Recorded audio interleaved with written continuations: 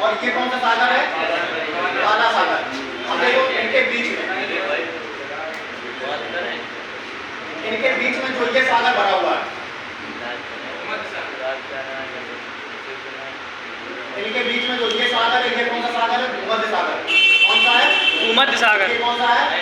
Atlantic महासागर। इनके जो बीच में ये वाला भाग है, ये जुड़ा हुआ भाग, ये वाली जल संधि है जिब्राल्टर जल संधि। कौन सी है? ये वाला जो सागर है, इसके बीच में जो भरा हुआ है, ये क्या है? सऊदी अरब। और ये अफ्रीका वाला भाग, इसके बीच में जो सागर भरा हुआ है, ये कौन सा है? लाल सागर। कौन सा है? लाल सागर। लाल सागर। और इसके नीचे जो खाड़ी है, ये वाली कौन सी खाड़ी है? अदन की खाड़ी। कौन सी खाड़ी है? अदन की खाड़ी। अदन की खाड़ी। और यहाँ पर जो ये जल संधि जोड़ती है इन दोनों को, इन दोनों सागरों को, ये कौन सी जल संधि है? बाबर मंडेल जल संधि। कौन सी है? बाबर मंडेल। इन दोनों सागरों की, ये कौन सा सागर है? अटलांटिक महासागर। ये कौन सा सागर है? प्रशांत महासागर। अटलांटिक महासागर और प्रशांत महासागर को कौन सी जल संधि जोड़ती है? पनामा जल संधि। ये कौन सी नहर है? पनामा नहर। अब इधर देखो, ये भारत है एशिया महाद्वीप में। एशिया महाद्वीप का सबसे बड़ा देश कौन सा है? रूस। रूस कहां से कहां तक है? यूरोप से लेकर एशिया तक।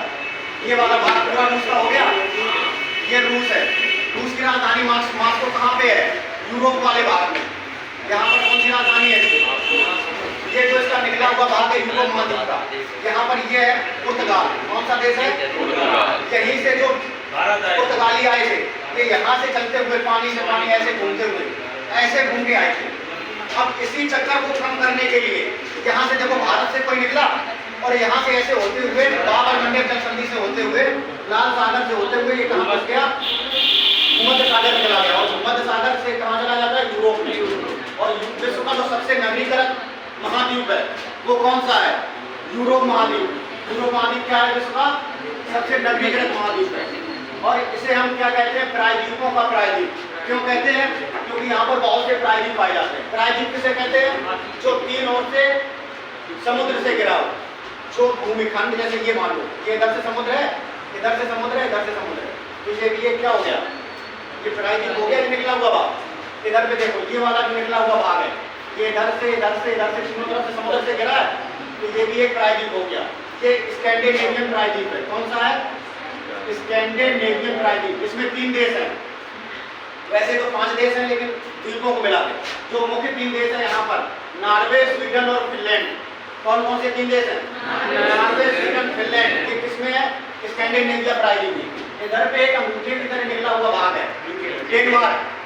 कौन सा भाग है? ये अगर अंगूठे की तरह निकला हुआ भाग है, ये कौन सा देश है? डेनमार्क। तो नॉर्वे की राजधानी क्या है? नॉर्वे की राजधानी ओस्लो। नॉर्वे, स्वीडन और फिनलैंड। फिनलैंड की राजधानी क्या है? Norway, Sweden, Finland. स्वीडन की राजधानी क्या है? नॉर्वे, स्वीडन और फिनलैंड। कौन कौन से देश हैं स्कैंडिनेविया प्रायद्वीप में? नॉर्वे, स्वीडन और फिनलैंड। इधर पे कौन सा प्रायद्वीप है? ये देखो, पुर्तगाल है। पुर्तगाल के बाद स्पेन। कौन सा देश है? स्पेन के बाद फ्रांस। और फ्रांस के इधर पे कौन सा देश है? स्विट्जरलैंड। कौन सा है? स्विट्जरलैंड। स्विट्जरलैंड की राजधानी क्या है? बर्न। क्या है? फ्रांस की राजधानी क्या है? पेरिस। स्पेन की राजधानी क्या है? मैड्रिड। कौन सी है? पुर्तगाल की राजधानी क्या है? लिस्बन। पुर्तगाल की राजधानी क्या है? लिस्बन। तो पुर्तगाल, स्पेन, फ्रांस और स्विट्जरलैंड।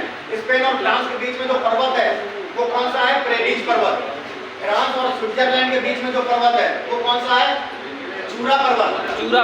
अब इधर से जो 4 देश हैं, इधर पे एक पर्वत श्रेणी है जिसका नाम क्या है? आल्प्स पर्वत श्रेणी। और इसी आल्प्स पर्वत श्रेणी पर एक चोटी है जिसको हम कहते हैं माउंट ब्लैंक। ये आल्प्स पर्वत श्रेणी की सबसे बड़ी चोटी है। इधर पे एक पर्वत है काकेशस पर्वत। ये काकेशस पर्वत पर चोटी है, वो यूरोप महाद्वीप की सबसे ऊंची चोटी है। उसका नाम क्या है? उसका नाम है माउंट एल्ब्रुस। क्या नाम है? Mount Elbrus. यूरोप महाद्वीप की सबसे ऊंची चोटी काकेशस पर्वत पर है। उसका नाम क्या है? Mount Elbrus. और जो सबसे बड़ी पर्वत श्रेणी है यूरोप की वो कौन सी है? आल्प्स पर्वत श्रेणी। कौन सी है? इस महाद्वीप में एक भी मरुस्थल नहीं है। इस महाद्वीप में एक भी मरुस्थल नहीं है। तो कौन सा महाद्वीप है?